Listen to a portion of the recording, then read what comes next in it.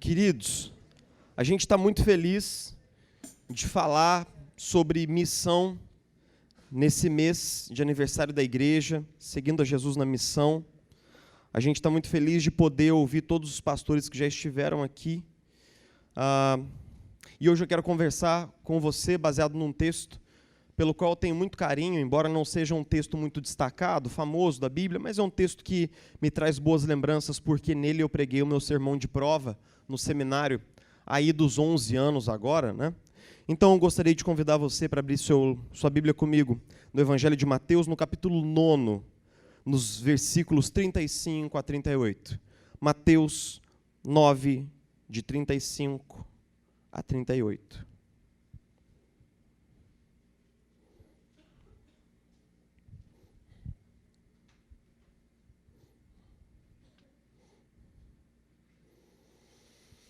Mateus 9, de 35 a 38, nós lemos assim: Jesus ia passando por todas as cidades e povoados, ensinando nas sinagogas, pregando as boas novas do reino e curando todas as enfermidades e doenças.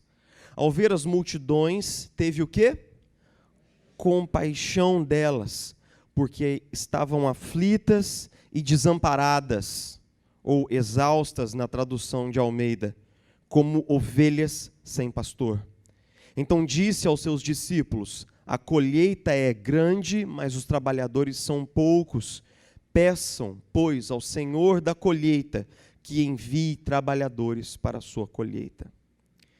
Jesus, a gente sabe que você ensinou os seus discípulos por meio dessas palavras e desafiou o coração deles por meio dessas palavras. Mas hoje nós estamos aqui. Nós somos o povo que o Senhor levantou para o seu nome e para a glória do seu nome. Então nós pedimos, Jesus, que o mesmo Espírito que inspirou as Sagradas Escrituras esteja agora aplicando as Sagradas Escrituras em nosso coração. Jesus, nós cremos no milagre da pregação, que é aquele por meio do qual uma boca tão limitada, tão humana, tão pecadora e até indigna, Jesus, é usada como um vaso de barro para que a sua palavra se manifeste com poder e para que teu Espírito aplique a palavra em todo o coração. Nós cremos no seu trabalho, Espírito Santo. Nós cremos que você é o verdadeiro professor das Escrituras Sagradas. E a sua liderança é que nós nos submetemos nessa hora. Nós oramos assim, convictos, em nome de Jesus. Amém. E amém. Eu gosto muito de uma história do Stephen Covey que ele conta no seu livro mais famoso, que ele diz que certo dia ele estava no metrô e ele, sentado no vagão, pôde perceber que duas crianças faziam uma algazarra, uma bagunça, corriam para lá e para cá, gritavam dentro daquele vagão de metrô. E isso estava causando um desconforto sem medida em todas as pessoas ao redor. É lógico que a gente tem muitos dedos, né, para falar com o filho dos outros, ninguém falou nada. E o pai estava num canto do metrô, sentado, olhando estático para um ponto perdido, assim, totalmente apático, indiferente, como se não fossem os filhos dele. Aquilo foi se desenrolando por mais alguns minutos, até que, incapaz já de reter o seu sentimento de indignação diante da apatia, da indiferença daquele pai, ele levantou-se decididamente do seu assento, caminhou firmemente até aquele homem, cumprimentou-o com boa tarde e falou: meu senhor, o senhor não se importa que as suas crianças estejam aqui a incomodar o bem-estar dos outros passageiros? Esse espaço é um espaço de todos nós. E começou a dar um sermão no homem. Depois de algumas palavras de repreensão e de exortação, aquele senhor tirou os olhos de onde estava, de lugar nenhum, olhou nos olhos do Stephen Covey e disse assim: meu senhor, eu peço enormes desculpas, peço muitas desculpas, eu não sei o que te falar. Nós acabamos de sair do hospital e a minha esposa, a mãe desses meninos, acabou de morrer. E eu não sei nem o que pensar, nem o que falar, e nem o que falar para essas crianças. Eu não sei como dar a notícia para eles. Eu não sei o que te dizer. Só sei te dizer, por favor, me desculpa. Um ponto dessa história é: o nosso olhar é mas o nosso olhar se transforma quando o nosso coração é tocado pela compaixão. A compaixão muda tudo. A compaixão muda a maneira como nós vemos situações, pessoas. A compaixão muda a maneira como nós vemos o mundo. E, sobretudo, não existe missão sem compaixão. Não existe missão sem compaixão. O Evangelho de Mateus, ele é um evangelho que tem uma sequência bastante fácil da gente pegar, e é importante que a gente entenda um pouco do que está acontecendo precisamente no final do capítulo 9, e para isso vamos dizer que do capítulo 1 até o capítulo 4, nós temos um longo bloco de introdução e preparação do ministério de Jesus. Então, do capítulo 1 ao 3, nós temos as narrativas mateanas a respeito da infância de Jesus, a ida dele para o Egito, uma coisa que só Mateus conta. No capítulo 4, no finalzinho do capítulo 3, Jesus aparece adulto para ser batizado por João Batista, e no capítulo 4, logo após o batismo, ele é levado pelo Espírito ao deserto, lá permanece sendo tentado, volta aprovado desse período de provação e inicia o seu ministério público pregando uma mensagem de arrependimento e da proximidade do reino de Deus. Todos aqueles que começam a seguir a Jesus como discípulos ouvem o bloco de ensino que está nos capítulos de 5 a 7, que é o Sermão do Monte. Então nós temos dos capítulos 5 a 7, nós temos um longo bloco de ensino. Nos capítulos 8 e 9, nós temos um bloco um pouco mais enxugado, mas muito consistente de milagres e de sinais, onde Jesus faz uma série de coisas espetaculares. E no final do capítulo 9, o que precisamente está acontecendo? Mateus conta essa história para a gente, para fazer uma articulação entre o capítulo 9 e o capítulo 10. Os capítulos 8 e 9 são centrados no ministério de Jesus e na missão de Jesus. O capítulo 10 é o capítulo em que Jesus faz o chamado discurso da missão. E por que isso é importante da gente entender? Porque à medida em que o ministério de Jesus vai sendo bem sucedido, sabe, nessa tríplice forma ministerial que Jesus escolhe e que Mateus muitas vezes elabora em outras passagens do Evangelho. Mateus diz que Jesus prega a mensagem do Evangelho do Reino, ele ensina os seus discípulos a como viver no reino, e ele faz curas e sinais como um sinal de que o reino está presente ali. Então Jesus ensina, Jesus cura, Jesus prega. Jesus prega, ensina e cura. Esses três verbos, pregar, ensinar e curar, eles acontecem permeando, enlaçando, entretecendo o ministério de Jesus. E à medida em que o ministério de Jesus vai se tornando bem-sucedido, ele levanta um efeito inusitado, um efeito inesperado e paradoxal. Quanto mais pessoas Jesus cura, mais pessoas aparecem para ser curadas. Quanto mais pessoas Jesus ensina, mais pessoas aparecem para ser curadas. E quanto mais pessoas ouvem as pregações de Jesus, mais pessoas afluem para ouvir aquilo que ele prega. Então é engraçado que no final de um dia de trabalho em que Jesus havia curado 50 doentes, no final daquele dia de trabalho tem 200 doentes. E é engraçado que quanto mais o ministério de Jesus avança, o número de pessoas que estão em volta de Jesus com necessidades tremendas é cada vez maior. E é justamente por isso que nesse momento aqui, é como se Mateus retratasse, né, nos capítulos 8 e 9, que Jesus seguiu curando, avançando, pregando e fazendo, mas quando Jesus deu uma respirada no final do dia e olhou à sua volta, aquilo que ele viu o deixou estarrecido. Ele viu uma multidão de gente aflita, exausta, cansada, confusa, que Jesus, no seu olhar, viu aquelas pessoas como ovelhas que estavam perdidas por aí, sem um pastor para guiá-las nos caminhos da vida. E no final desse texto, precisamente, Jesus fala que os discípulos precisam orar, porque a colheita é muito grande, mas os trabalhadores são poucos. A gente sempre lê esse texto, mas a gente nunca se pergunta por que são poucos. E por que na análise de Jesus são poucos os trabalhadores? Lembre-se que Jesus e os discípulos não eram os únicos líderes religiosos daquele povo. Não eram os únicos. Haviam os líderes das sinagogas, os fariseus, os saduceus, os intérpretes da lei, os escribas, os sacerdotes do templo, os levitas do templo. Havia uma grande máquina religiosa no tempo de Jesus e haviam muitos líderes religiosos. Então, assim, se pastores é uma metáfora para líderes religiosos que apacentam o povo, cuidam do povo, caminham com o povo, então a gente poderia até discordar de Jesus dizendo assim, não, Jesus, não tem poucos trabalhadores, não. Em cada sinagoga tem 10 anciãos, poxa. Se você vai ao templo agora, tem 50 sacerdotes lá de turno, tem 100 levitas de turno, tem 200 escribas, 300 escribas em cada cidade. Então, como é que falta trabalhadores? O problema é que Jesus deixa claro que falta trabalhadores que olhem para aquelas pessoas como pessoas que precisam de cuidado. Falta trabalhadores que olhem para as pessoas com compaixão, que tenham um olhar compassivo para aquelas ovelhas que estão ali. Esse é o problema que Jesus levanta aqui. Na verdade, ele diria assim, gente, tem muitos líderes religiosos por aí, mas gente apta para olhar a necessidade desse povo com um olhar compassivo tem muito pouco. E a gente precisa de mais gente assim. A gente poderia dizer que os fariseus, por exemplo, né?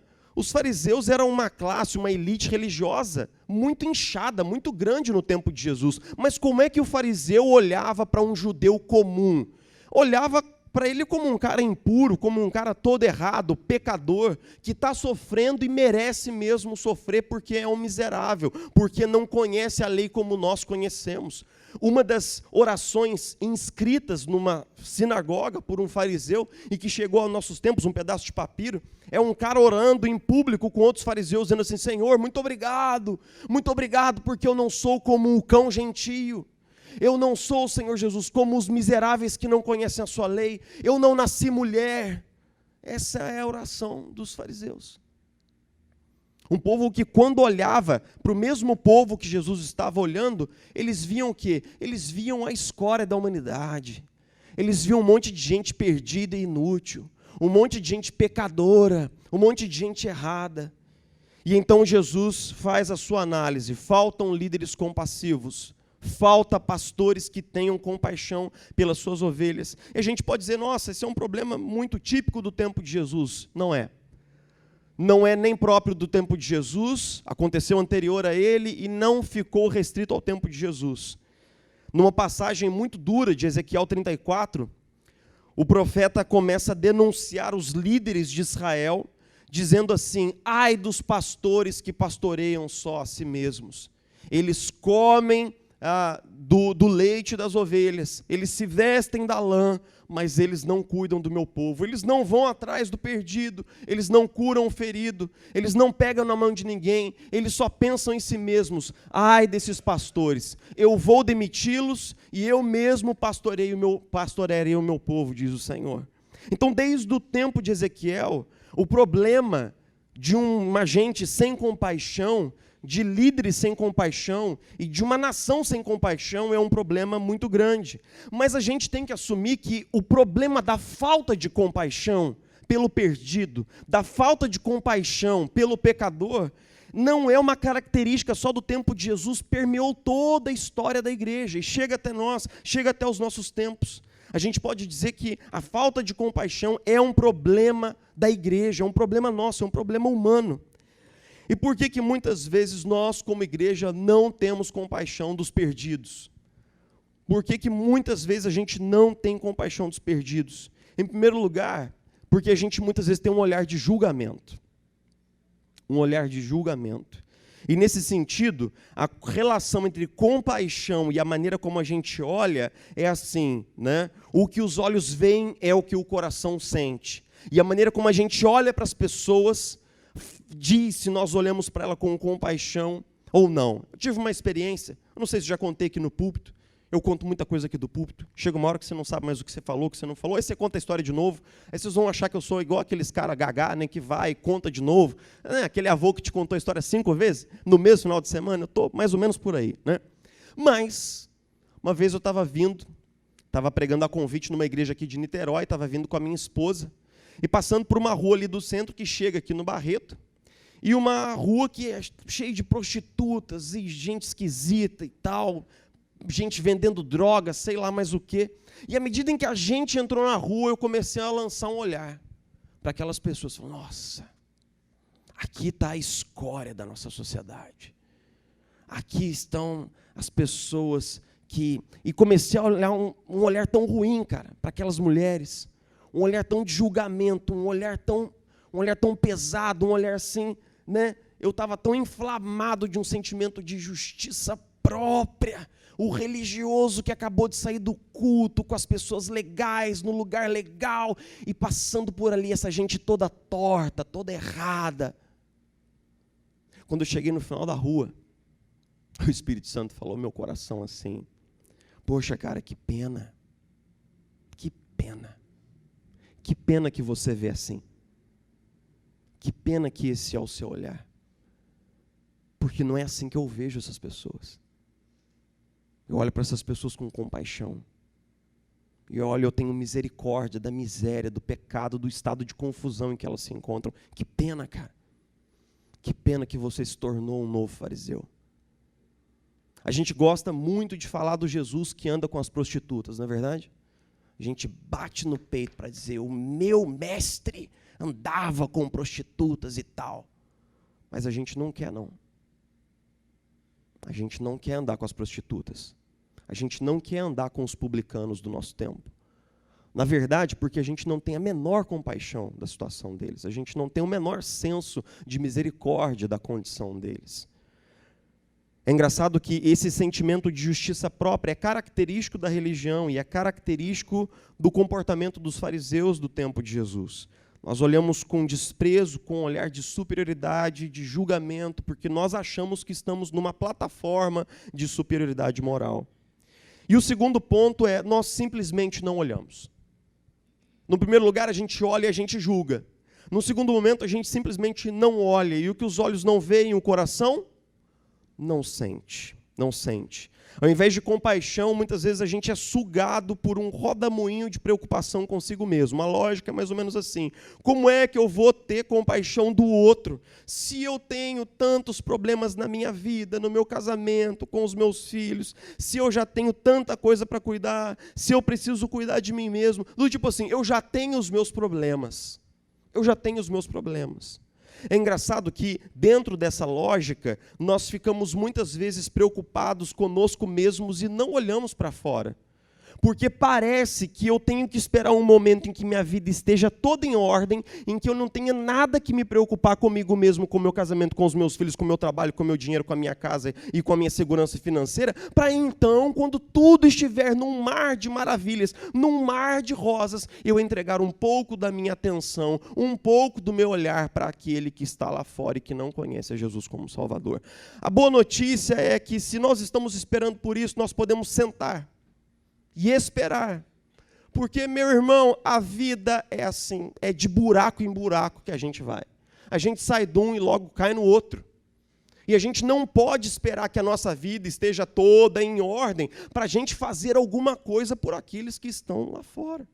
O resultado é: um cara fez uma pesquisa nos Estados Unidos com um grande público evangélico, uma massa de gente, chegou à conclusão: cerca de 95% de todos os cristãos atuais nunca ganharam, nem ganharão uma alma sequer para Cristo até o final da sua vida.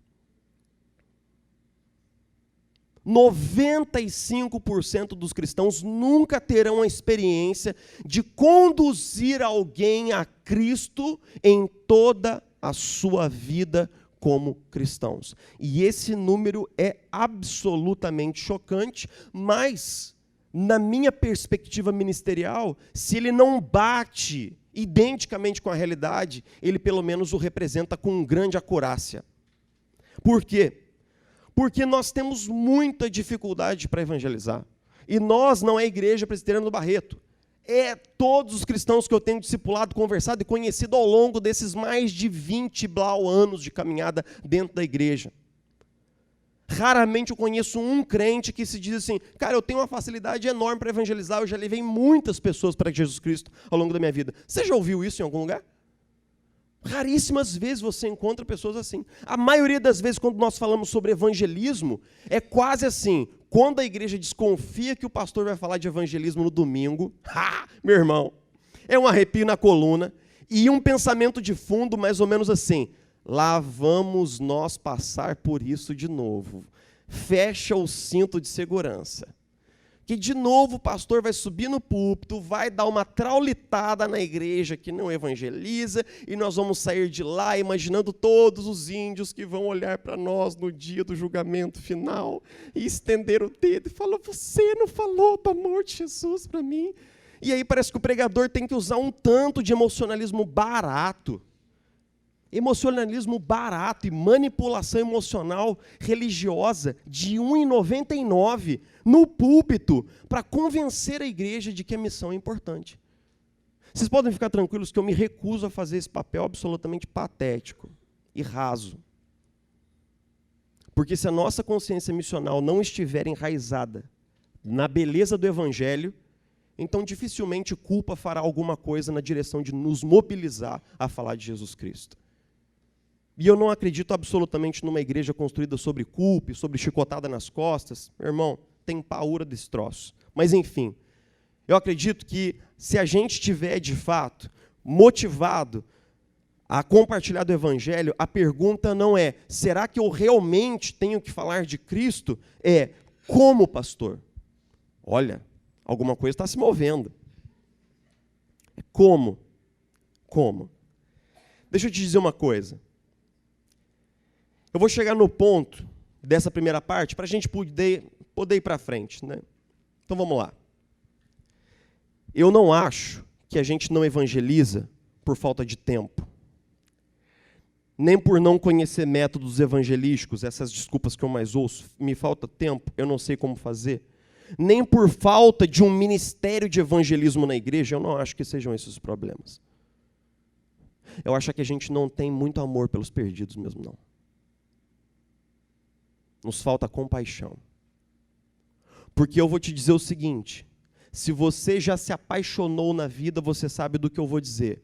Quando você se apaixona por alguém, meu irmão, pode ser a mina mais difícil do mundo, você vai revirar por cima do pescoço e vai dar um jeito de fazer alguma coisa para estar perto dessa pessoa, para falar uma palavra para essa pessoa. Você vai se mobilizar, você não sabe como, mas você vai dar o seu jeito.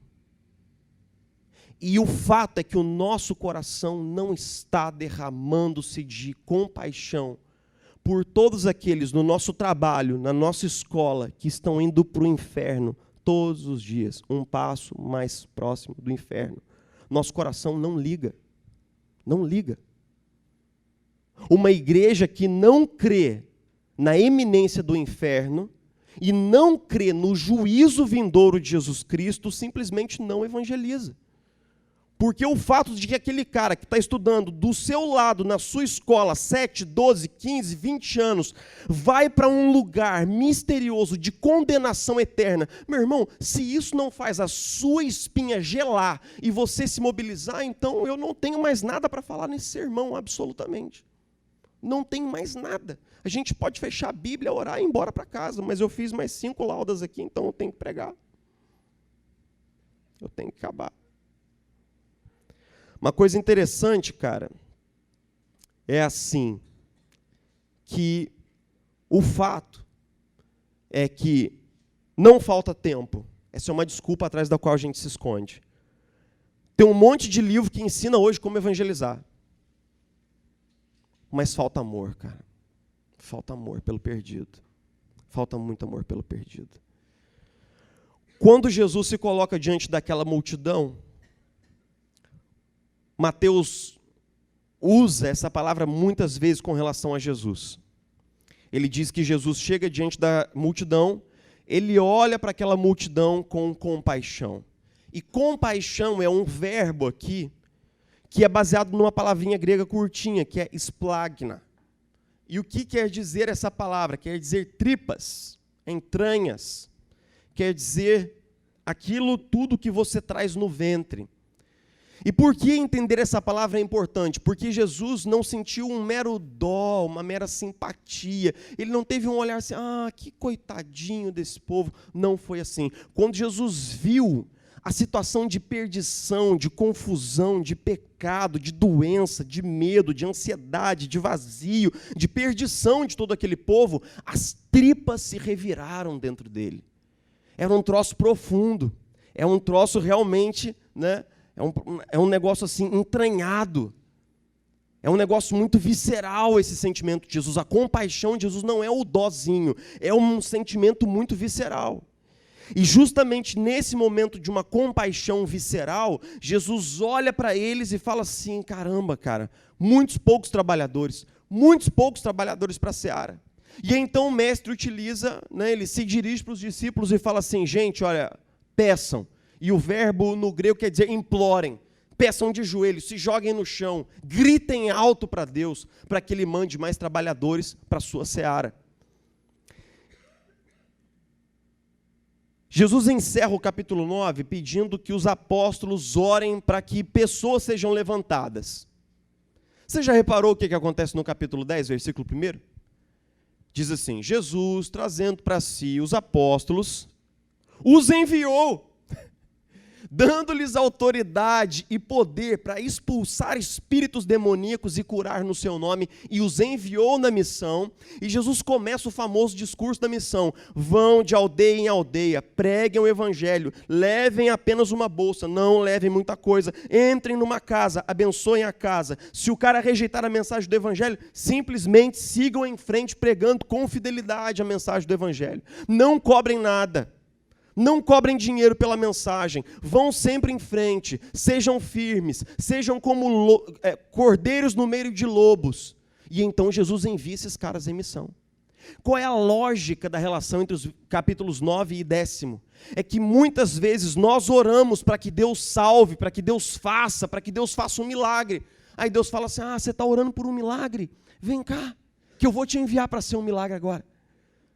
Vem cá que eu estou te enviando. Senhor, abençoa o meu marido, converte o meu marido. Aí Deus te pega lá nessa hora, orando pela vida do seu marido, e fala, minha irmã, mas é contigo mesmo que eu quero contar, vou te enviar para ser meu missionário na vida do seu marido. Senhor, converte os meus filhos, Senhor. Que isso, paizão, está orando pelos seus filhos? Vem cá, paizão, que eu vou te levantar para você ser uma bênção, ser um missionário na vida dos seus filhos. Meus irmãos, nós temos que aprender a orar, e nós temos que aprender a ser a resposta da nossa oração quando se trata de missões. Você está orando para alguém evangelizar a sua família? Então, ótimo, eu tenho uma boa notícia para você. Você está orando para alguém evangelizar uma pessoa da sua faculdade lá? Rapaz, eu tenho uma notícia maravilhosa para te dar. Jesus te chama e te diz, hoje eu te concedo autoridade no meu nome e poder no meu nome para pregar e anunciar toda a boa notícia do Evangelho do Reino de Deus. E eu te envio para curar, eu te envio para sarar, eu te envio para pacificar, eu te envio para ser sal, eu te envio para ser luz. Hoje eu te envio como cordeiro para um bando de lobos, mas eu estarei com você. Se eles ouviram a minha palavra, ouvirão a sua palavra. Porque exatamente quando você abrir a boca, o Pai estará com você e a minha autoridade estará sobre você. Meus irmãos, nós temos que entender que Deus nos envia, mas nós temos que ter um coração cheio de compaixão. Eu vivi uma coisa, eu não sei nem se minha esposa sabe que eu vou falar isso do púlpito agora, mas enfim. Depois de muitos anos de ministério, eu descobri uma coisa sobre mim, uma coisa triste. Aliás, mais uma, né? Só mais uma, para um repertório amplo que eu tenho. Eu descobri que eu não gostava de me envolver em situações pastorais as quais eu não podia resolver. Quando eu começava a sofrer como uma ovelha num caminho em que eu me sentia impotente diante da dor dela, não sabia o que fazer, o que dizer e tal, eu notava que geralmente aquilo me expunha a um sentimento de, sabe aquela coisa de você querer ajudar, mas não ter como ajudar? Querer ter alguma coisa importante para dizer naquela hora, mas não saber o que dizer. Assim, e isso massacra a gente que é pastor, porque no final das contas você quer dar a mão, Mas você fala assim, cara, mas o que eu vou falar? O que eu vou dizer? O que eu posso fazer? Né?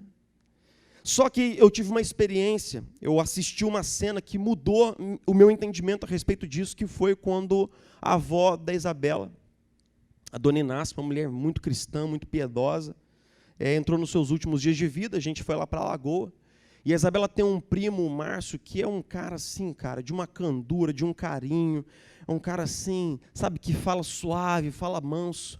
E quando a gente foi um dia ver a avó da Isabela no hospital, ela estava realmente nas últimas horas de vida, ela estava sentadinha numa cama assim, na beira de uma maca, o Márcio sentado do lado dela, com o braço assim sobre ela, ajudando ela a respirar num balão de oxigênio.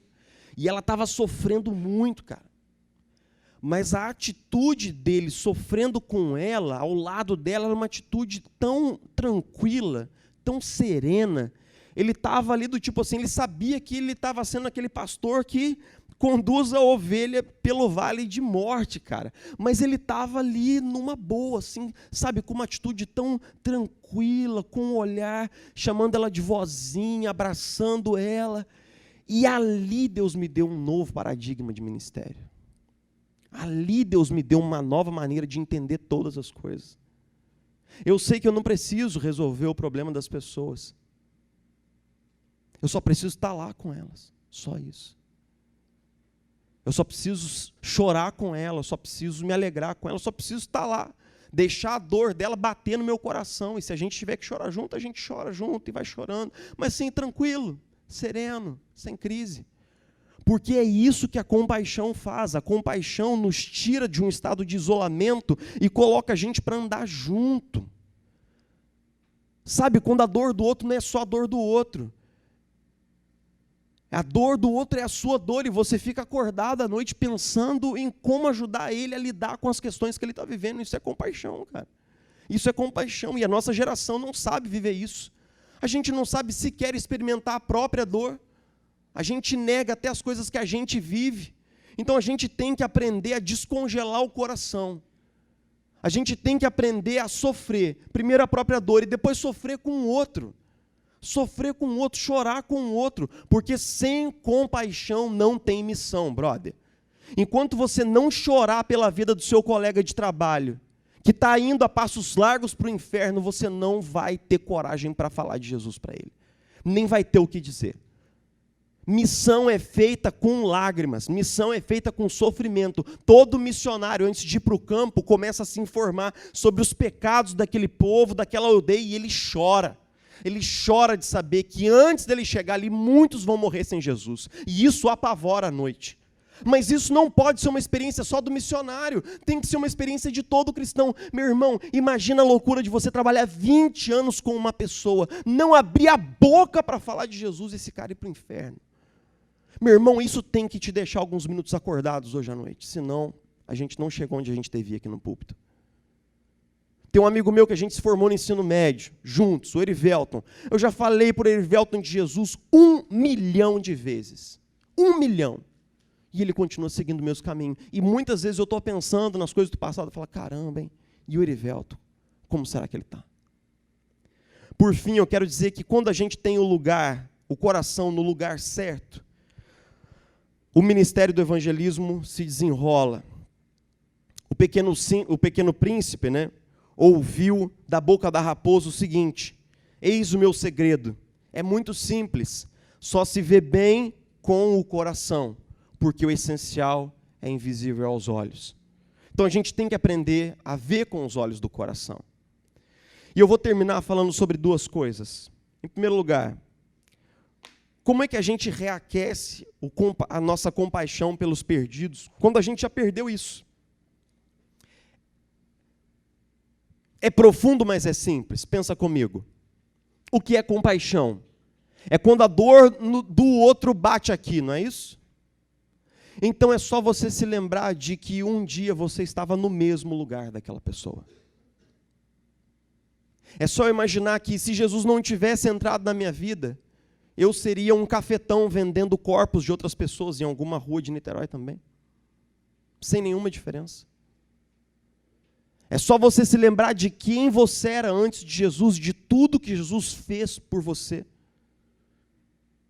Porque é o evangelho que expurga essa frieza da justiça própria. É o evangelho que aquece o meu coração e que faz com que a gente volte a ser humano. É o evangelho que faz assim, caraca, cara. Aquele cara que está lá no trabalho, envolvido com um monte de religiões, um monte de espiritualidade vazia, sem sentido, um monte de coisa, ao invés de eu olhar com ele para um olhar de julgamento, de desprezo, deixa eu lembrar que um dia eu fui assim. Um dia eu fui assim. Uma vida cheia de ídolos, uma vida cheia de mentira, um dia eu fui assim. Mas Jesus teve o quê? Compaixão de mim. Você consegue pensar que Jesus não apenas morreu na cruz por você, mas Ele chora com você todas as vezes que você chora? Você já parou para pensar que todas as vezes que o seu coração é machucado, o coração de Jesus é machucado com você? Você já pensou que Jesus tem compaixão por você? Que Ele poderia estar lá no céu em algum lugar, numa boa, mas Ele sofre conosco, Ele chora conosco. Que o seu Salvador tem compaixão de você. É isso que nos mobiliza a ter compaixão. E por final quero dizer que, cara, quando o nosso coração ele vai se acendendo nele a compaixão de Jesus, evangelizar vira um troço muito simples. Esses dias eu peguei um Uber e eu estava aborrecido, cara, com algumas coisas da vida, né?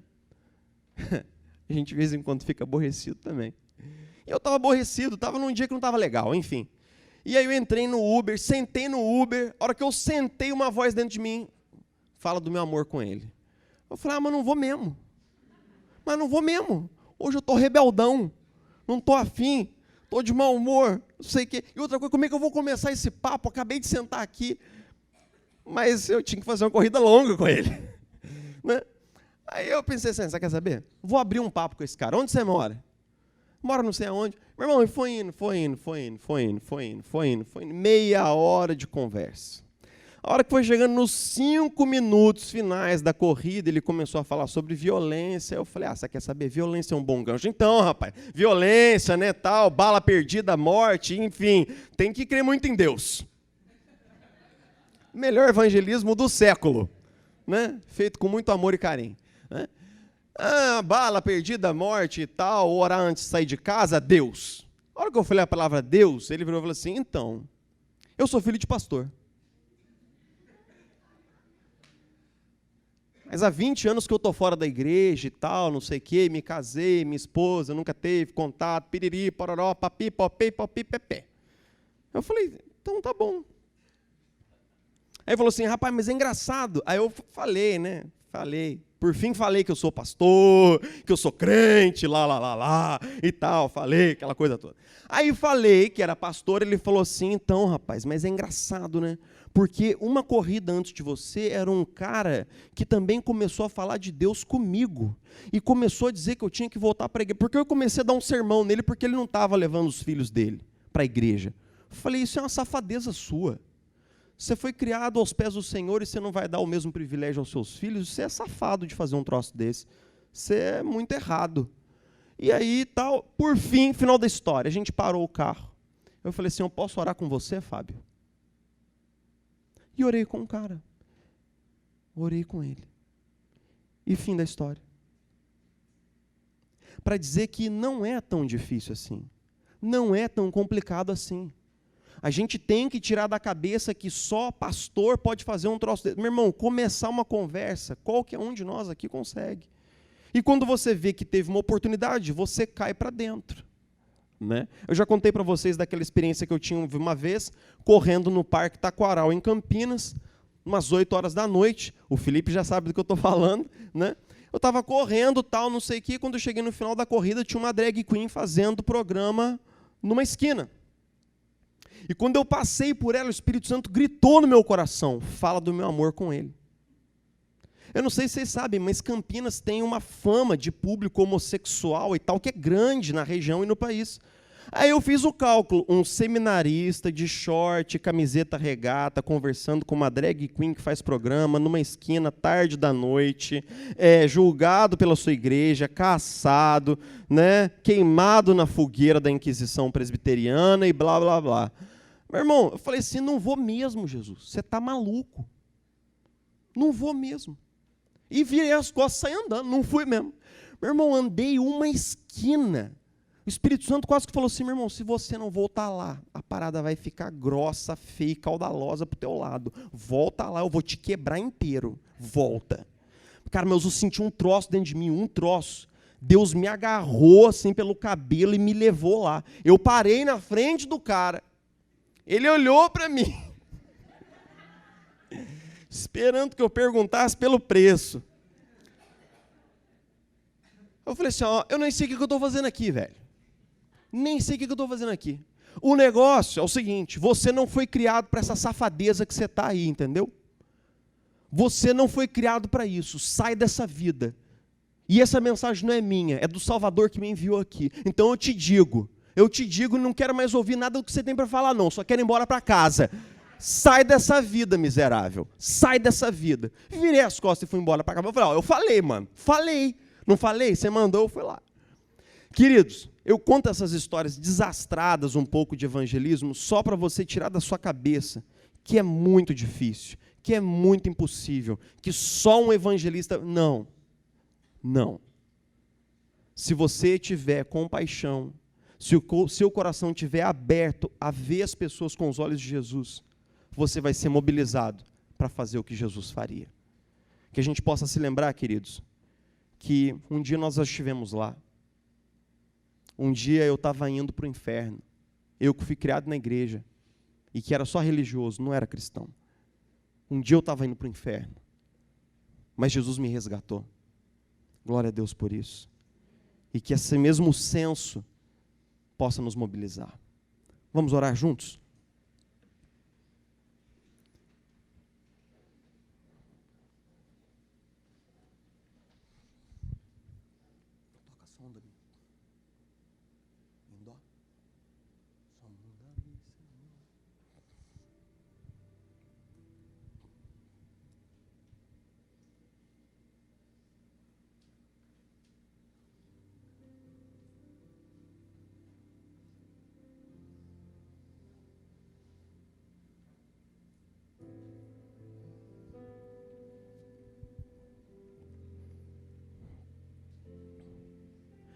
Sonda-me, Senhor, e me conheces.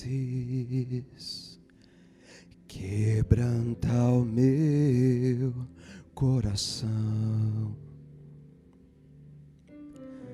Transforma-me conforme a tua palavra. E enche-me até que em mim se ache só a ti. E então usa-me, Senhor,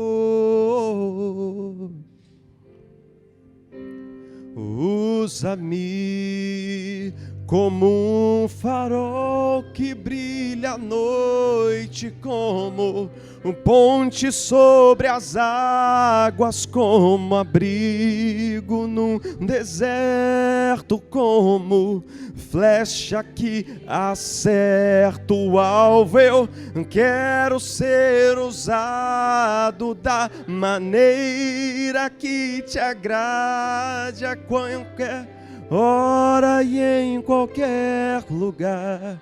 Eis aqui a minha vida, usa-me, Senhor, usa-me, sonda-me, sonda-me, quebranta-me, transforma-me, enche-me, eu sonda-me, sonda-me, quebranta-me, transforma-me, enche-me e usa-me.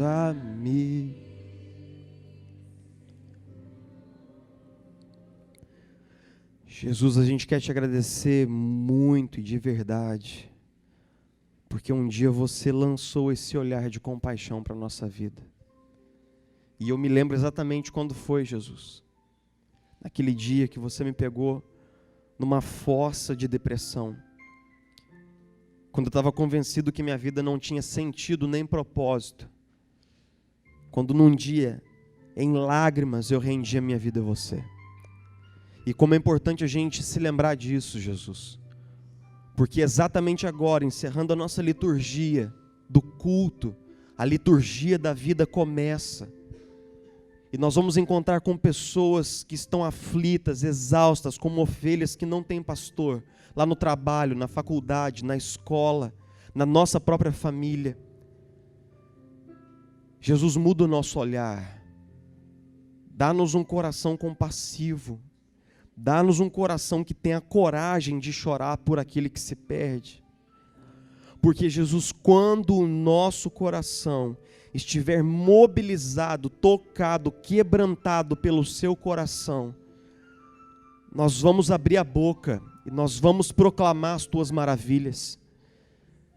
De maneira simples, às vezes estabanada, muito sem saber como, mas nós vamos buscar um caminho para expressar o seu amor, a sua grandeza, a sua beleza na vida daquele que não te conhece.